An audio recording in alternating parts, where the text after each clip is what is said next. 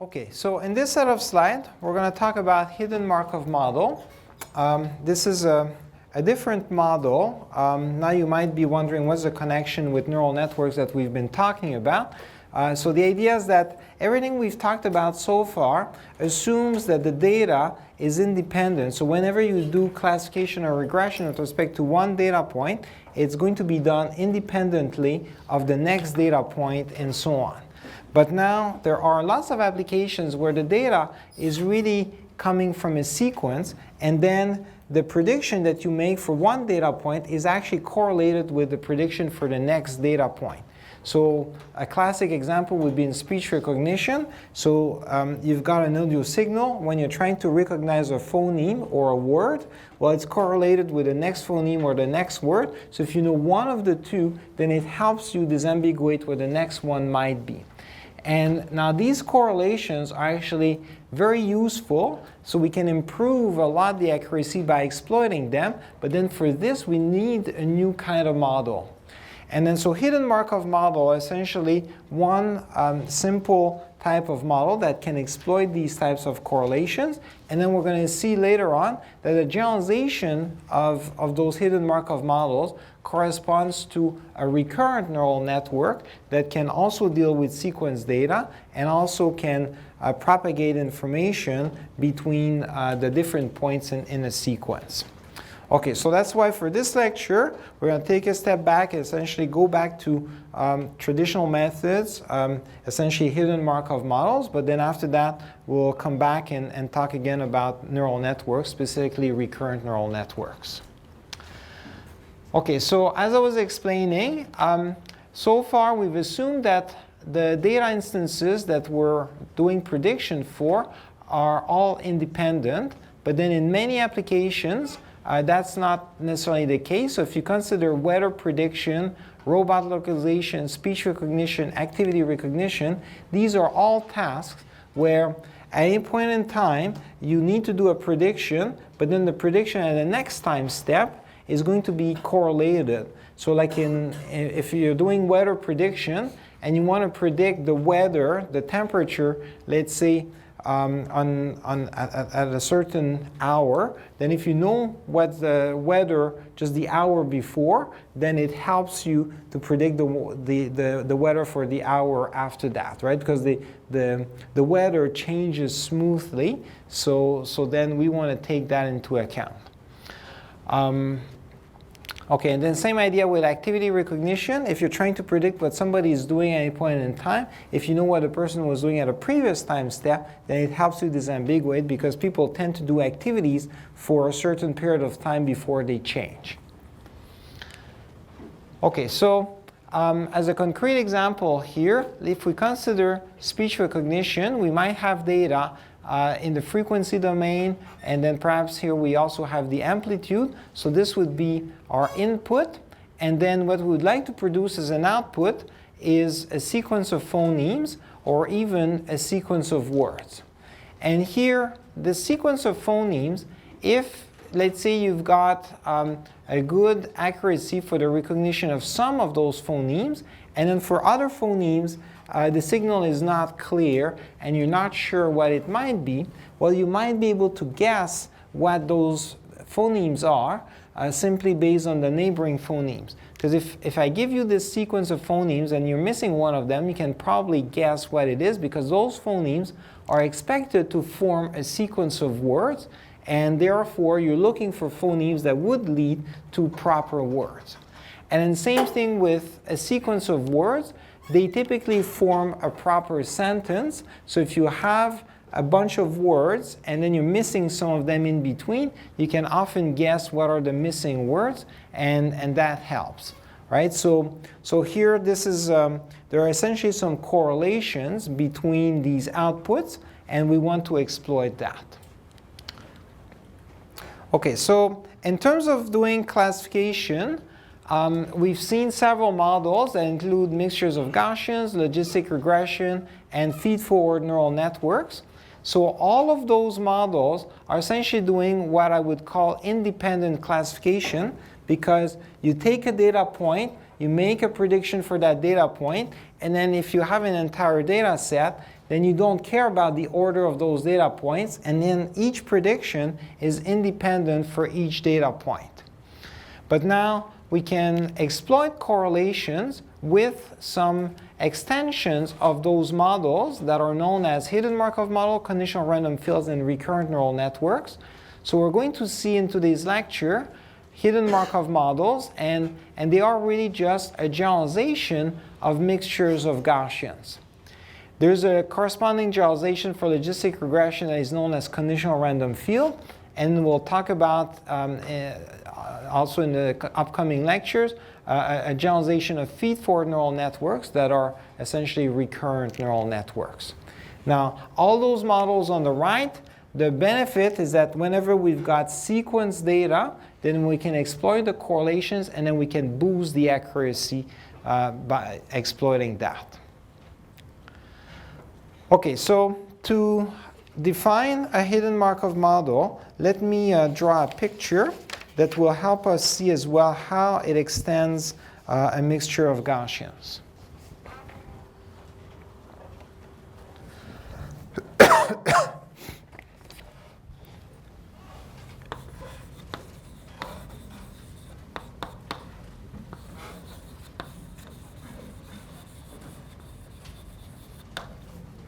Okay, so for a mixture of Gaussians,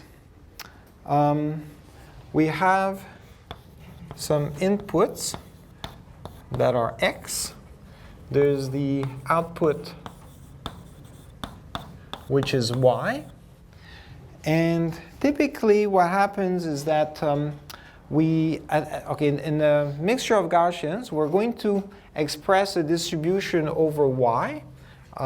So y is sampled from a multinomial distribution. Okay, and now once we have y, which gives us the class, we can express a class conditional distribution for the input x. So it's going to be x given y, and this would follow a Gaussian distribution.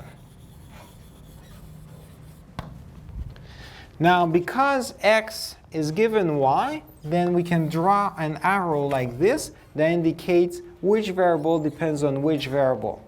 And here this arrow sometimes is a little confusing because when we think about the prediction task, we start from the input x and we produce y. So it's tempting to say, well, the arrow should be going up. But then from a probabilistic perspective, the way the model is constructed, well, we have initially a prior distribution over y, and then there's a conditional distribution of x given y. So in that sense, x is produced based on y. So at least in nature, how the samples are obtained, the generative model is that you have the class, and then the input data that is revealed to us is obtained conditioned on y, and that's why the arrow goes down. Okay, so this is for mixture of Gaussians. Now, let me draw the equivalent graphical model for hidden Markov models.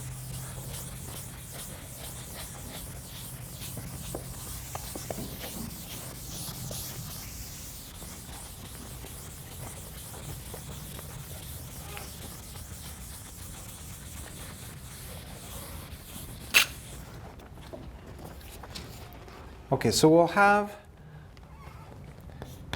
the inputs as well, x1, x2, x3.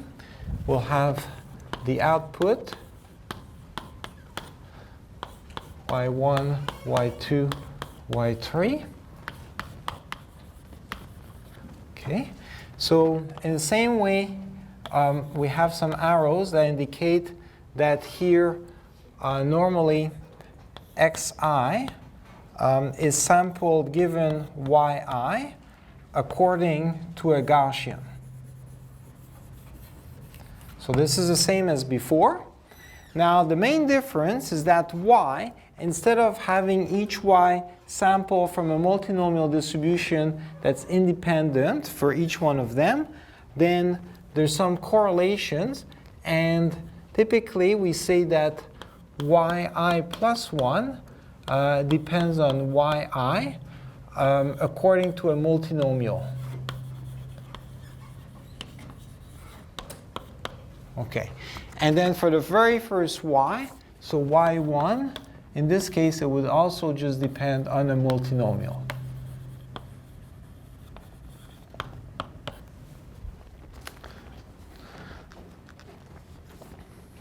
Okay, and so here we treat these as random variables, and the arrows in the language of process graphical models simply indicate probabilistic dependencies.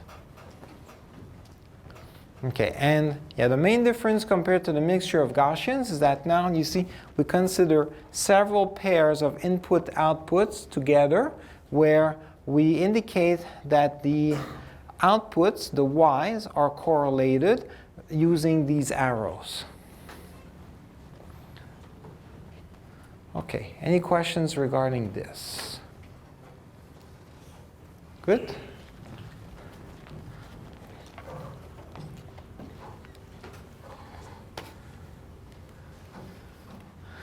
Okay, so when we design a hidden Markov model, we are typically making two assumptions. The first one is that the process is stationary, which means here that the transition and emission distributions, so the probability of x given y and the probability of y given the previous y, are going to be independent of time.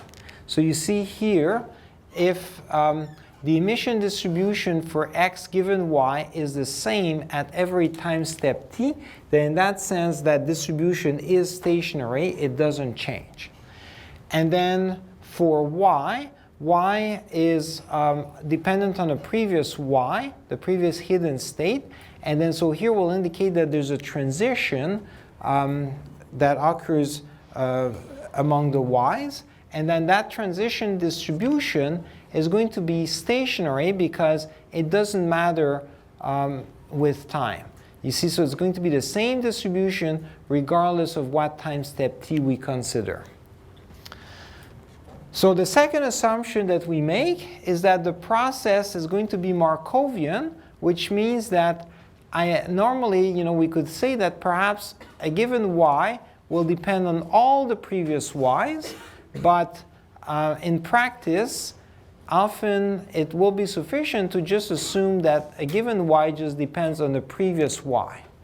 So this is reflected here. Whenever I've got these arrows, you see each y, each hidden state, just depends on the previous hidden state and not all the other hidden states. Okay, and so that's the Markovian assumption.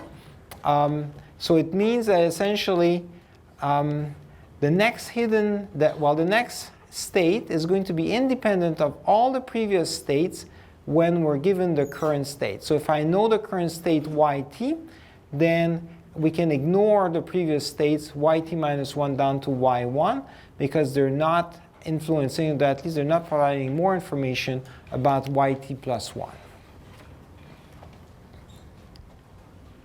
Okay, any questions regarding those assumptions? Good. Okay, so to summarize, right, so this gives us a process graphical model, which is essentially the one that I drew here. And then we're going to have some parameterization. The parameterization corresponds to the distributions. There's an initial distribution, a transition distribution, and an emission distribution. And then together, we can write this, we can write a joint distribution. So here, let me go back to the board. So I've already drawn here the process graphical model for a hidden Markov model. But just to make it clear, those distributions that give us the parameters are as follows. So we have the initial distribution.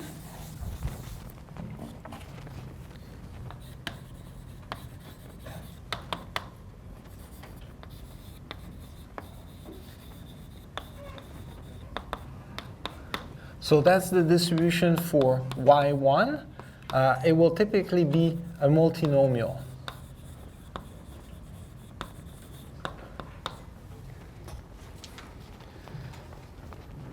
Okay, then we have a transition distribution.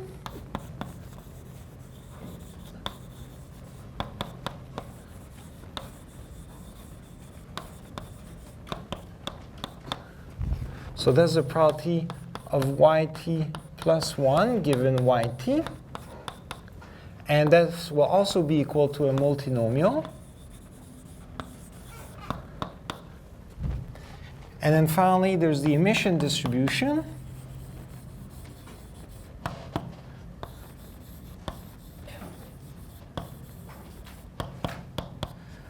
Which is the probability of xt given yt. Okay, so in the generalization of mixtures of Gaussians, this emission distribution is also Gaussian.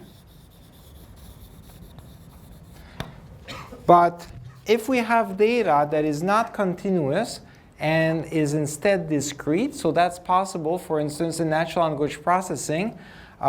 Let's say we want to do machine translation with a hidden Markov model, then we would have data that correspond to sequences of words, and words are essentially discrete quantities, right? So then in that case, we could not use a Gaussian. And instead, we would use a multinomial. So we can also use a multinomial depending on the type of data. So this would be here for continuous. And alternatively, the multinomial is for discrete.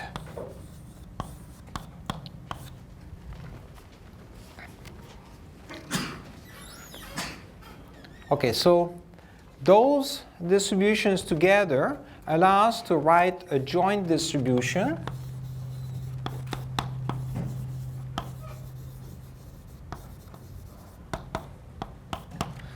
So the joint distribution is essentially a distribution over all the x's and all the y's.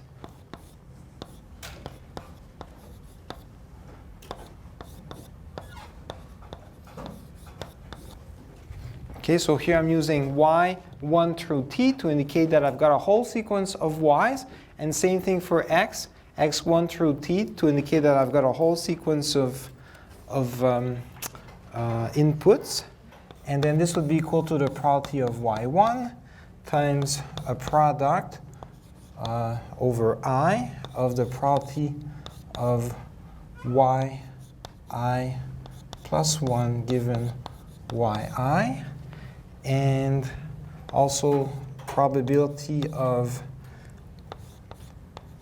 xi given yi.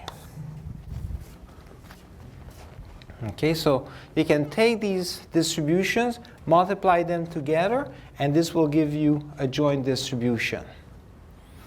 Okay, so in fact here, to be precise, so this would go from I is equal to 2, no, I is equal to 1 up to t minus 1, and the last one should be a product I is equal to 1 up to t of the probability of xi given yi.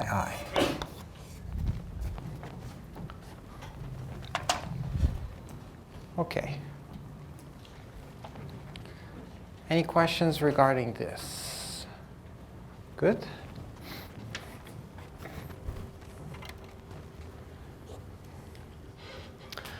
Okay, so hidden Markov models can be used for all kinds of application.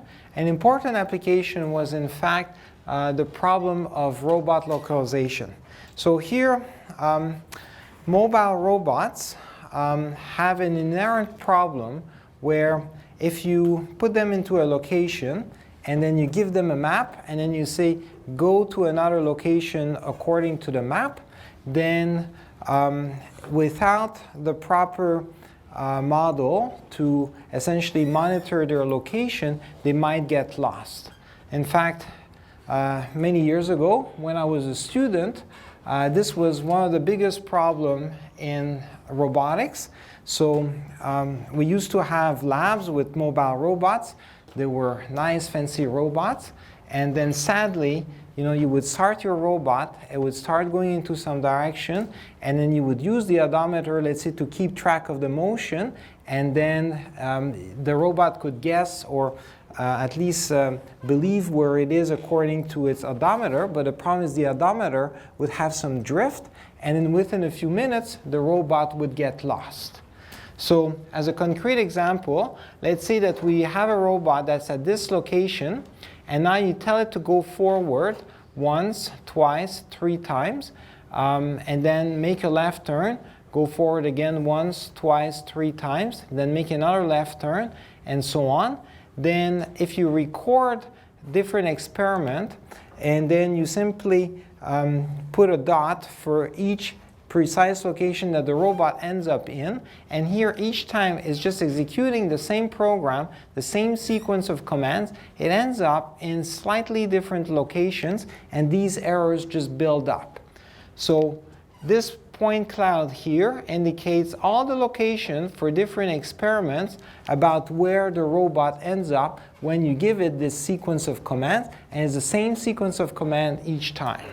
So now you see if you're using an odometer just to keep track of the motion of the robot, which in principle should tell you where the robot is, well, the problem is that the exact location of the robot might differ quite a bit due to these inaccuracies. So the gears of the robot might have some inaccuracies, and then it doesn't necessarily travel exactly the same distance at the right angle each time, and that's how it might end up in 2 different locations. So when these things compound like this, if you have a robot that only has an odometer, right, then it will eventually get lost. So it will just take a few minutes before it gets lost. And then you have this nice little robot, but it's completely useless if it doesn't know its location. So this was a fundamental problem many years ago. And then the solution was to essentially use a hidden Markov model and then use observations that come from some sensor measurements to try to disambiguate what is the actual location of the robot, which is treated as a hidden state.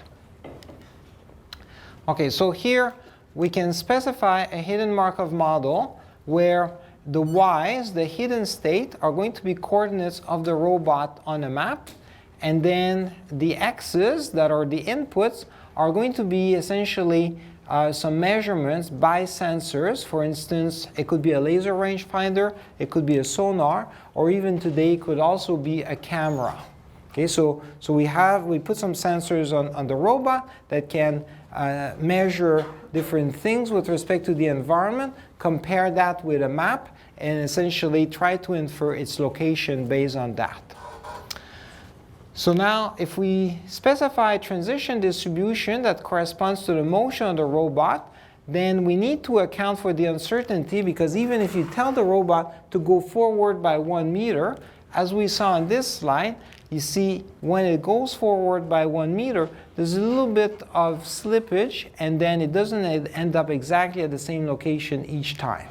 Right? So then we want to specify this with a distribution that will capture the probability that it might end up in 2 different locations. So that's what the transition distribution is for. And then we also include an emission distribution that will have a distribution over the measurements obtained by some sensors. So here the idea is that, let's say you have a robot that's in front of an obstacle, and now you have a sonar or a laser rangefinder that measures the distance to the obstacle. Well, the reality is that those sensors are not perfect, so then the measurements are not going to be accurate, and then it's also good, again, to model this with a distribution. So that's what this emission distribution is going to be for. Now, when you define your hidden Markov model in this way, then you can use it after that to do localization, where it corresponds to essentially computing the probability of some yt, so the location at time step t, given all the sensor measurements up to time step t. Now, more generally, with a hidden Markov model, we can consider several tasks, and then these tasks there's typically 4 broad categories. They correspond to monitoring. So for instance, robot localization is an example of that, where you'd like to infer the hidden state at time step t, given all the observations up to time step t. Now, in some other situations, what we really want to do is not just monitor the hidden state, but predict what the state is going to be in the future, maybe k steps in the future. So we only have observations up to time step t, but then we are trying to predict yt plus k. In other situations, we already have observations up to time step t, and what we're trying to do is to disambiguate what was the hidden state at time step k, where k is less than t. So that means we have past observations, but also future observations that follow time step k, and then we want to take all of that, so the entire window, to recover what might have been the state at time step k. Okay, and then the last one, most likely explanation, is asking for the most likely sequence of hidden states, so y1 through yt, that would have the highest probability in the posterior distribution of y1 through t given x1 through t. Okay, so these are 4 common tasks, and now the next question is, what algorithms could we use to answer those probabilistic queries and essentially solve those tasks? Okay, so if we start with a monitoring task, here we saw already robot localization as an example. Another example could be patient monitoring, and essentially any problem where you're simply trying to estimate the hidden state given all the previous measurements.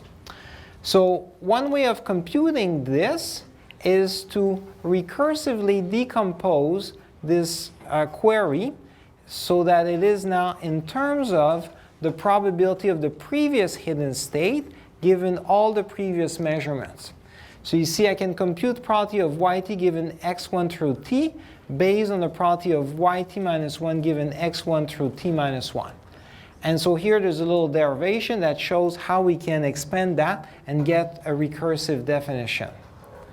Now based on this recursion, we can now design an algorithm that is known as the forward algorithm, and what it will do is start by computing what is the first hidden state given the first measurement, and then after that compute the next hidden state given the measurements up to that time step, and keep on increasing like this the sequence by going forward in time.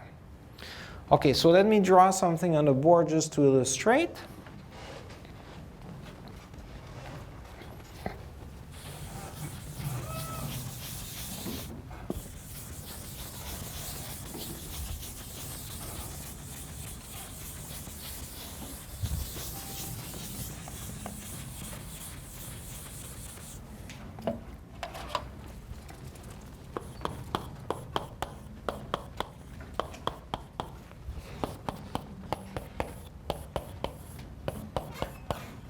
Okay, so let's say I've got a hidden Markov model with 4 time steps. So it would look like this.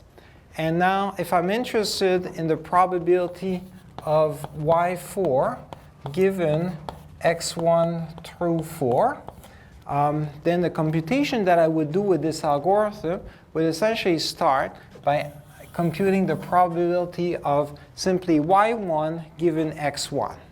Okay, so this is the first step that we've got right here in the algorithm. Then the second step is going to look at the probability of y2 given x1 and x2. Okay, so the first iteration of this for loop gives us y2 given x1 through x2. So we're going forward in time. Then the next iteration is going to look at y3 given all the measurements so far.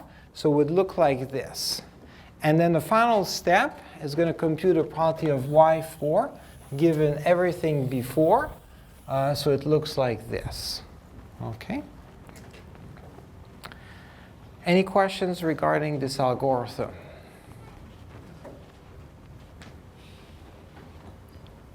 Good. Let's continue. Okay, the second task was a prediction task. It is similar to monitoring. The main difference is that we're trying to predict what is the y k steps into the future. So some examples for this would be weather prediction, also stock market prediction. So for weather prediction, you see we have measurements up to the current time step, and typically we want to predict what is going to be tomorrow's weather or the weather a certain number of days in the future, right? And then for stock market prediction is the same idea. You want to predict what prices are going to be in the future. Okay, so to compute this, we're going to do a similar type of recursion. So this recursion now is going to essentially allow us to predict yt plus k based on yt plus k minus 1. So essentially we consider the previous state, and then we keep on recursing like this. So based on this recursion, there is a similar forward algorithm. The main difference is that now when we do this forward computation, there's going to be a part that corresponds to monitoring. So we're going to compute the probability of yt given x1 through t, right? So this is just regular monitoring up to the current time step. But then after that, we don't have any further measurements. So then this is when we start doing some prediction. And now we're going to keep on increasing the y's. So t plus 1, t plus 2 up to t plus k, but always just given the previous measurements. So then the forward algorithm is going forward in time, but then there's just two phases, a monitoring phase and then a prediction phase. Okay, so let's draw something to illustrate this.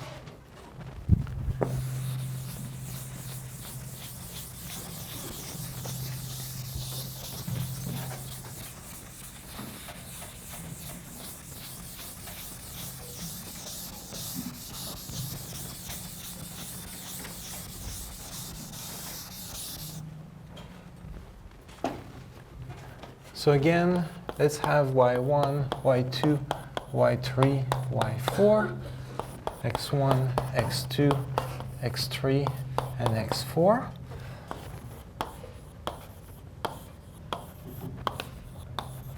And let's say we're interested in computing the probability of, let's say, y4 given x1 through x2.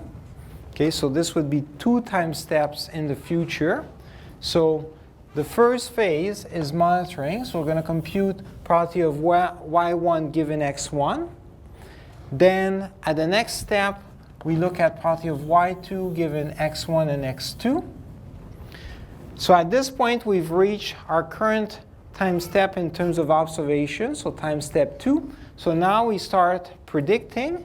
So now we're going to compute the probability of y3 given x1 and x2 only. So we don't have x3. And then after that, y4 given again x1 and x2 only. Okay, so that's the picture that would correspond to the forward computation that would be done based on just x1 and x2. Yeah? Could something like this be applied to, say, natural language processing for generation of new text? Like if we want to go and see what's in the next paragraph only based on like the first 3 sentences of the first paragraph, something like that. Yes, absolutely. So here, I guess, yeah, we could use a hidden Markov model with prediction like this for text generation. So if we want to essentially complete some paragraph or complete a sentence, then we might have text up to a certain point, and then we want to predict future text. Now, one little difference is that here, in the context of text generation like this where we complete, we could think of the x's as essentially being the observable, the text, But now what we're predicting is not really a hidden state. It's more predicting what the next x's are going to be. So that's a slight difference. Okay? But still, we could use a hidden Markov model for that purpose. Although the reality is that today, while hidden Markov models are not anymore the state of the art for these sorts of things, we're going to see how recurrent neural networks tend to be much more effective for that. But still, they are a precursor to recurrent neural networks. Okay, any other questions? Yeah? Here for predicting Y4, why do you take into consideration Y3 aspect? Because Y4 is something related to the previous step. Yeah, okay, so here all I'm doing is essentially circling the variable that we're trying to predict given some evidence. And you're absolutely right that when I compute the prediction for Y4, I do take into account my prediction for Y3. Okay? So in the recursion, this is what happens. You see, yt plus j will depend on yt plus j minus 1. So here all I've done is just circle the variables that appear in one term. Okay, so at every iteration, you see, I compute the probability of some variable given some evidence, and that's what I've circled. But obviously, these things are linked together.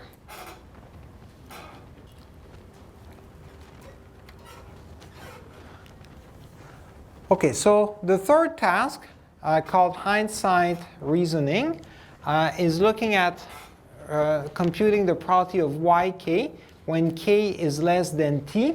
So that means we're looking at a distribution over a past state given some observations that occurred before that past state, but also that occurred after that past state. So we've got the benefit of both the past and the future in order to determine that state.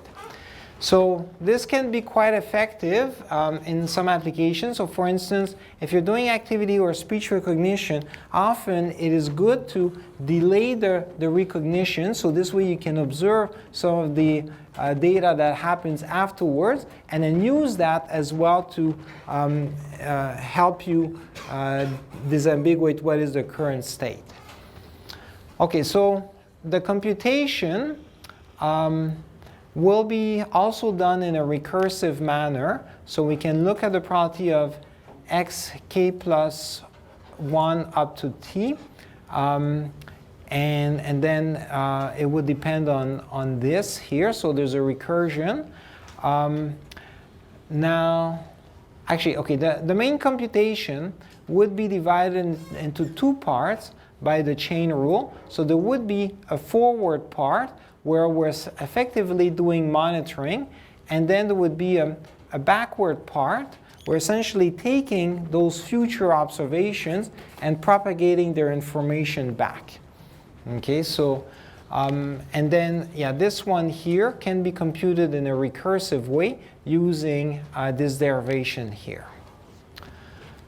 Okay, so naturally, this will lead to what is known as a forward-backward algorithm, because there's a forward phase where we propagate information from the past measurement up to time step k, and then there's a backward phase where we propagate information from the future observations down to time step k.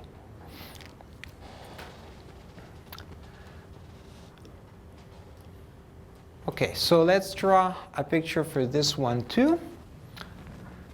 So let's see.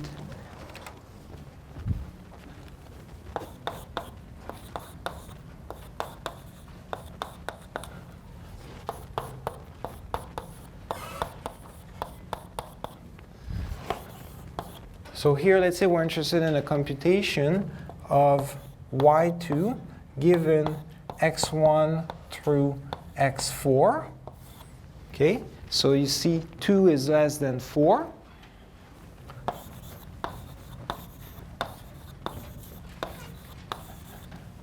So the first phase is just a simple monitoring phase. So as we did before, we're going to compute the probability of y1 given x1. Then after that, the probability of y2 given x1 and x2. So this completes the forward phase. So this will correspond to this part here. And now the backward phase, in this case, you see, we start with the property of xt given yt minus 1, and then we're going to gradually increase the sequence of x's based on previous y's. So here we're going to start with x4 given y3. Okay, so this is what this first computation would do. And then at the next step, we're going to have x4 and x3 given y2. So it's going to correspond to this. And then we simply multiply at the end what we computed from the forward phase and the backward phase together to give us our prediction.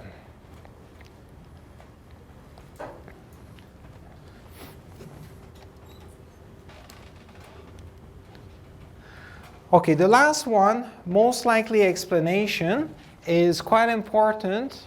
For instance, in speech recognition, we could also use it for machine translation, even though the state of the art, again, is not to use hidden Markov models, but more some recurrent neural networks. But the idea is that you've got a sequence of inputs, and now you're trying to compute what might be the most likely sequence of outputs, the y's, and treat them as hidden states. So in speech recognition, you've got your audio signal. The hidden states are essentially the sequence of phonemes or words. In machine translation, you've got a sequence of words in one language, and then the hidden sequence would be essentially the words in the language that you're trying to translate. Okay, so the computation would be carried out, again, in a recursive manner. And now the main thing is that we have a maximization. And then to carry out this maximization, this is where we can use a dynamic programming procedure. And then we can use it either in a forward way or in a backward way. So the algorithm for this is known as the Viterbi algorithm. And then it will compute essentially an increasing sequence. So here, this algorithm works in a forward way, the way I've written it down. And then so it increases the length of the sequence that we compute one time step at a time. Okay. All right, so I'm not going to bother drawing down what this one looks like, but you should be able to get the idea. So again, it's a forward process. The main difference is that now, with the maximization, we have to use a form of dynamic programming. Okay, so any questions regarding those algorithms? Good? All right, so let's talk about an application. So I'm going to look at a case study regarding activity recognition. And in fact, this is based on some research that I did roughly 10 years ago with some other researchers here at the University of Waterloo. And this was in collaboration with researchers in kinesiology. So what we were doing, the task was to infer the activities that are performed by a user of a smart walker, where we have as input some sensor measurements. And then what we'd like to predict or infer is essentially the activity of the user at any point in time. So here we have a walker. So walker is a device that older people would often use to walk and help them keep their stability. And this is quite important to prevent falls. Now, the interest in predicting the activities of a person with a walker. So here by activities, obviously, what a person typically does is walking with a walker, but then still there are different things where the person might be walking forward, might be walking backward, turning left, turning right, might also sit on the walker, might have to do different maneuvers. So there's different types of maneuvers that are possible with a walker.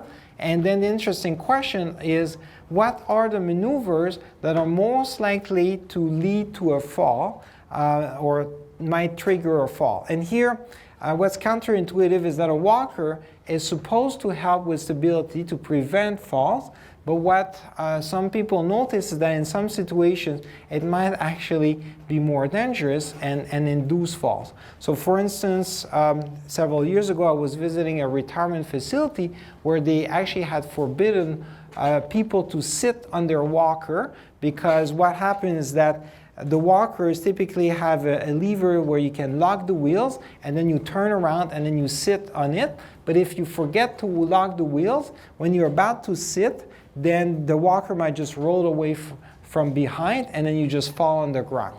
So in that facility, they were actually preventing people from sitting on walkers because it was too dangerous. And generally speaking, you see, falls are an important risk, an important problem for older people, and we'd like to prevent them, and we'd like to also understand under what circumstances they might occur.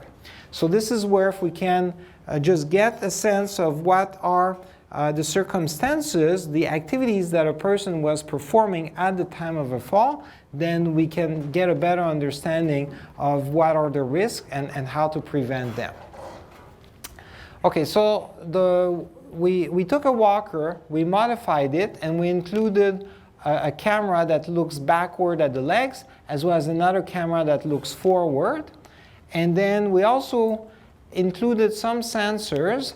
There was a 3D accelerometer that provides forward, lateral, and vertical acceleration.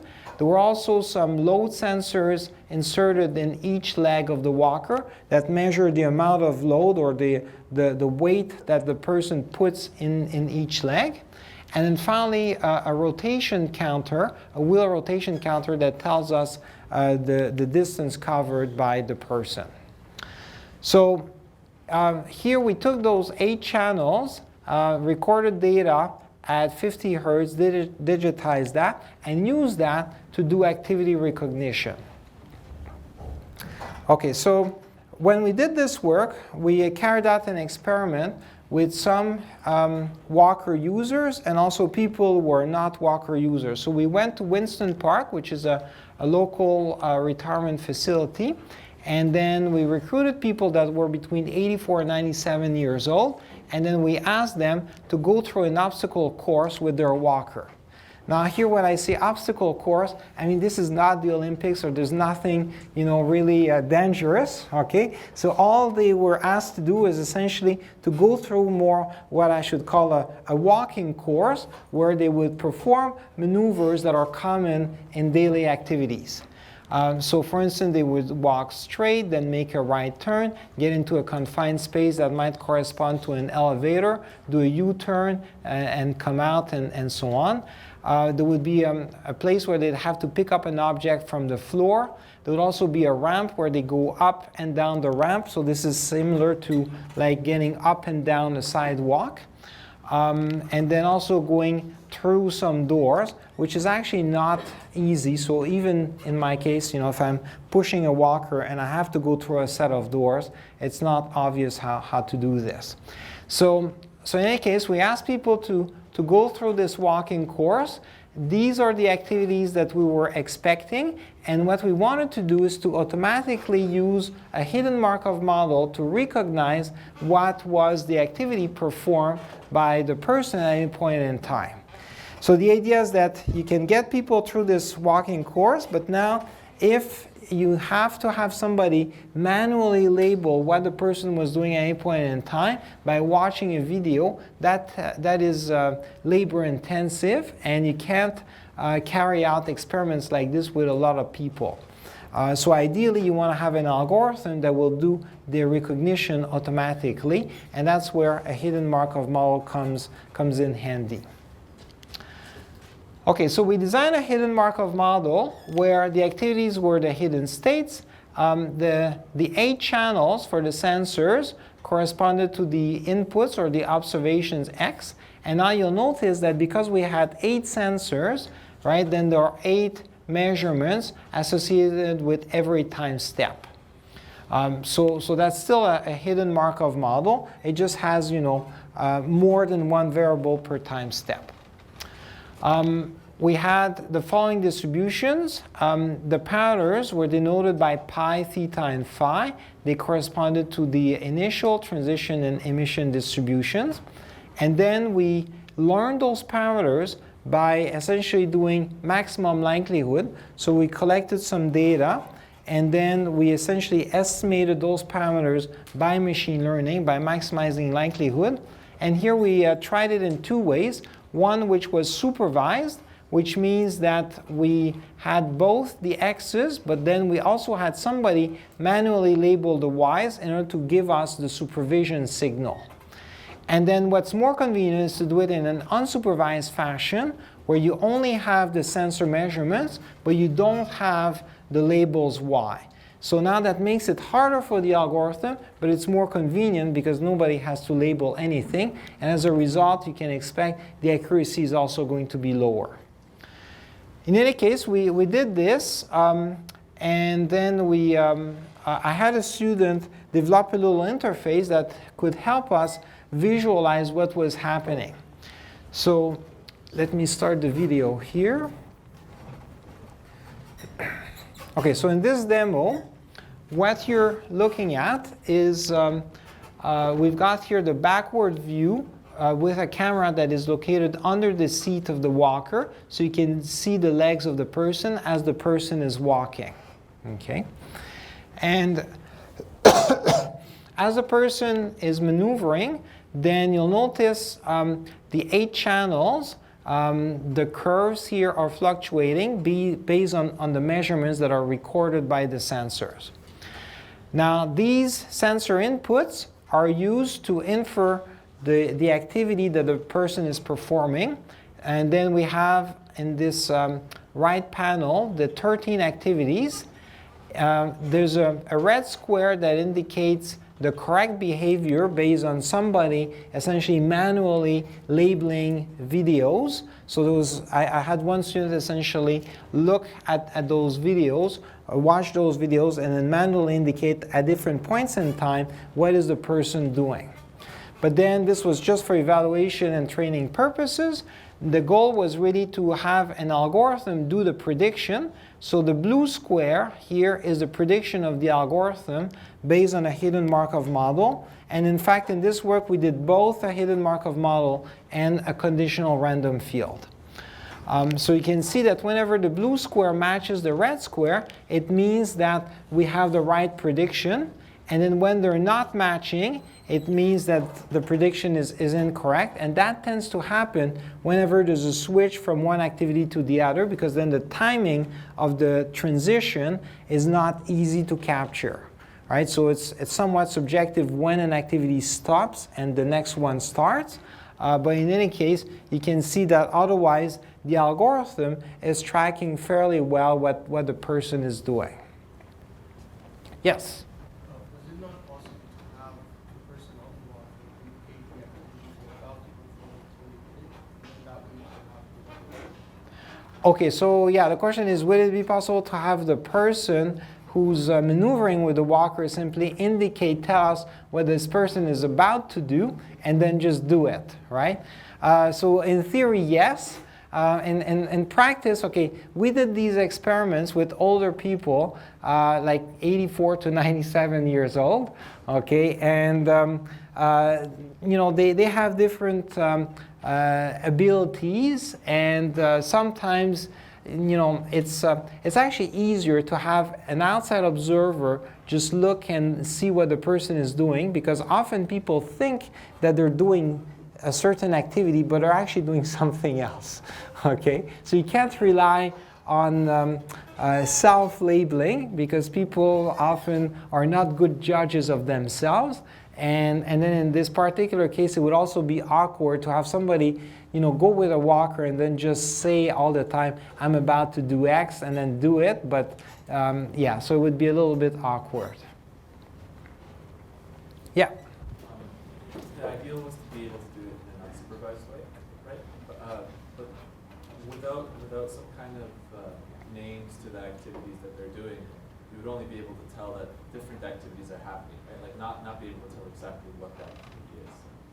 Yes, very good point. So if we do unsupervised learning here, we could get an algorithm that could infer some activity, but could not name what that activity is. So it essentially cluster activities together, but we would not be able to name them. So here, I guess I cannot be completely unsupervised. If the goal is really to recognize an activity and name it, then we have to provide at least a few samples where in each cluster there would be the correct name.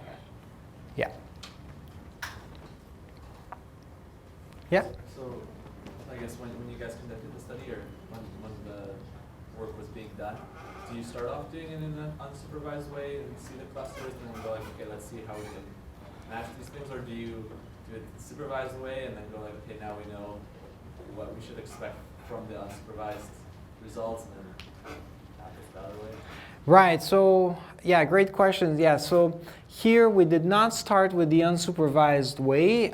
In fact, for what are the activities, because we're working with researchers in kinesiology, they already had some ideas of what are the activities that they wanted to capture, because in their case, this would provide them with information about I guess the circumstances that might trigger falls, right? So they already knew that they wanted to monitor, for instance, when a person is making a left turn versus a right turn, and so on. And then so they gave us the list of activities, and then so we just went ahead with that. But otherwise, if it was a task where with our human knowledge we could not tell what the activities might be, then doing it in an unsupervised way, like you're suggesting, to first get some clusters, then look at them, and then decide like, ooh, this corresponds to this type of activity, and so on, would be the way to go. Yeah. Okay, so let me stop it.